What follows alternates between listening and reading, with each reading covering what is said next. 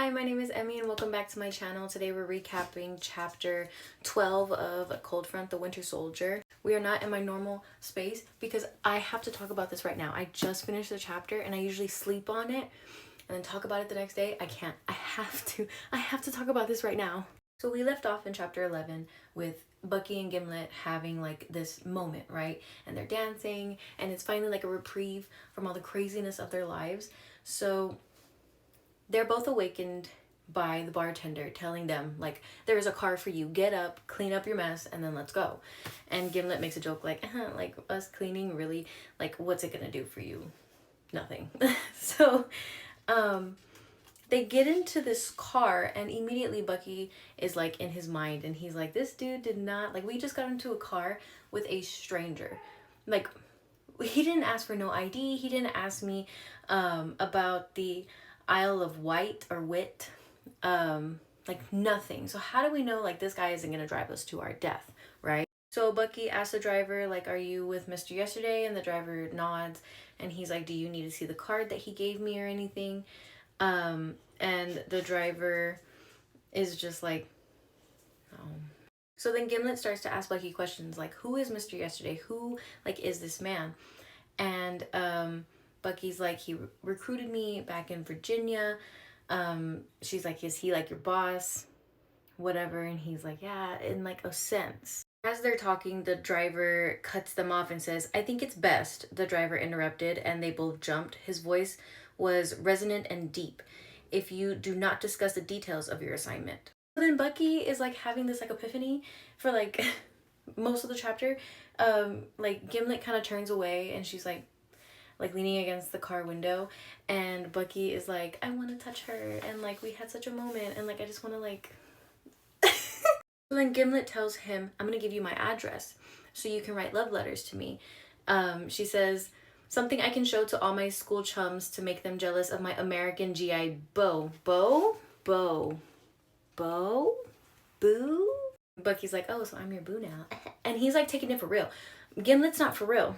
When Gimlet hands him this piece of paper that she wrote her address down on, it actually said, how does Mr. Yesterday know me? And if we go back and recall, when Bucky first made the call to Mr. Yesterday that he was in trouble, he had said we, us, like insinuating he's not alone, right?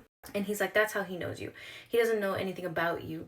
But she was really like afraid that Mr. Yesterday like knew her. And I just wanted to throw this in there. Like, while he's thinking about these love letters that he wanted to send to Gimlet, he's like, they didn't have to be love letters. They could be, I have been thinking about your mouth a lot this morning letters. Bucky. See right here, it says, Bucky looked down. Instead of her address, she'd written, how much does Mr. Yesterday know about me? And Gimlet says, now give me yours, she said deliberately. He considered this for a moment, then took the logbook from her and wrote on a fresh page, they know someone is with me. That's it. She looked down at the paper and then back at him. Promise, she mouthed. So she's really anxious. Like, what Mr. Yesterday knows about her. Alright, this is where stuff starts to get interesting. So it says, the car had pulled up to a gate and the driver leaned out the window to show the security officer at the checkpoint his identification badge. Gimlet glanced out the window again, then turned suddenly to Bucky and seized his hand. Whatever happens, she whispered, pulling him into her, their faces inches apart. Don't let anyone take this from you. Bucky says, what are you talking? She says, listen to me. She clapped her free hand over his mouth. Don't give it to anyone, no matter who they say they are or who they tell you they're with. Promise me you'll keep it safe. And she's like not telling him like what she's going to give him. And she ends up kissing him and putting her arms around his like waist and dropping something in his pocket. While the whole time they're kissing, Bucky is like, wow.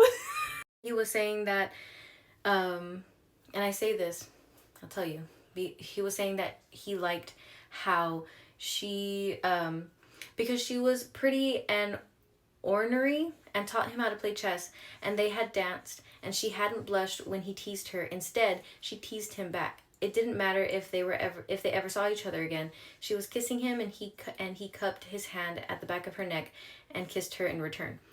I say that because it kind of reminds me of Rostova for Agent V in 1954, how Rostova cares for Agent V, but she also challenges him. And I remember specifically he said that that's why he respects her so much, because she's not just like a frilly like girly girl. She challenges him, just like Gimlet. So then Bucky opened his mouth to say something, but before he could, the man who had opened the door grabbed Gimlet by the shoulders and dragged her out of the car and onto the pavement. Bucky starts like banging on the window and he's like, "What are you doing? Like, let me out, blah, blah, blah." The driver tells him, "I'd let it be, mate," the driver said quietly. Bucky grabbed the headrest of the front seat to steady himself on the slick upholstery. "What are they doing? What's happening to her?" The driver retrieved a silver case and began flipping through it. "She's being arrested." Bucky asked him why. "She hasn't done anything wrong." The driver pushed his sunglasses up on his forehead and turned to face Bucky. "Young man," he said in a tone that was more scolding school teacher than spy. "That," he poked the window in the direction of the men who grabbed Gimlet, "is Imogen Fleming, and she is in possession of some Great Britain's most valuable secrets." Bucky freezes. Okay, hold on. This is where I paused and I said, Fleming. Where have I read Fleming before? Ran back all the way to chapter 2.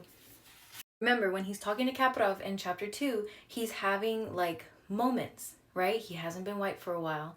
He's having moments of like clarity and like things like kind of make no sense but make sense to him, right? Right? Stay with me. Remember, they're talking about the M15 contact that Agent V is supposed to meet at the bar.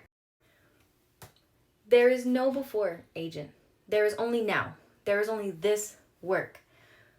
But this man is Edward Fleming. Remember, Gimlet tells Bucky that her dad worked for the Great British Intelligence working on the Project Rebirth with the Great British Intelligence, and he was killed. Now, stay with me, because the M15 agent that Rostova and Agent V killed knew V as Lieutenant. He didn't get a name. He just said Lieutenant, right? Right? Okay, and I know that Gimlet said her father had died, but he's a secret agent. Many times, secret agents go under the radar. They have to leave their family behind. They act like they're dead in order to keep their family safe, which means leaving his daughter behind, right? That's why when he left her the chess book, it has those set of words that I think are her trigger words to trigger a response like the Winter Soldier response. Because even in chapter 2, when he's talking about the M15 agent, Kaprov, he says he is a high up in the British Special Operations during the war. He recruited young men and women finishing secondary school to attend university in Germany. That's what Bucky did. That's why the M15 agent knew him.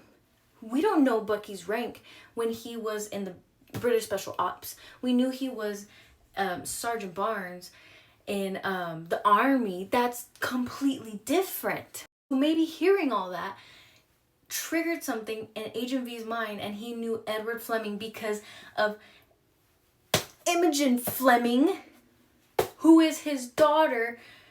That's the dad.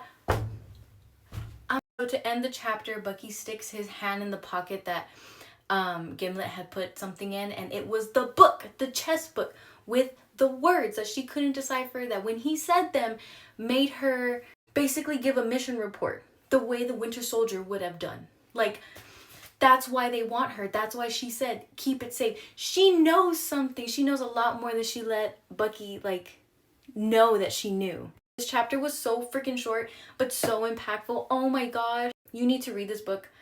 Like, I'm trying to do it justice, but you need to read it. Also, hi, Sebi. Next chapter, we're in 1954 again with Agent V. I'll catch you next time. Bye. This is too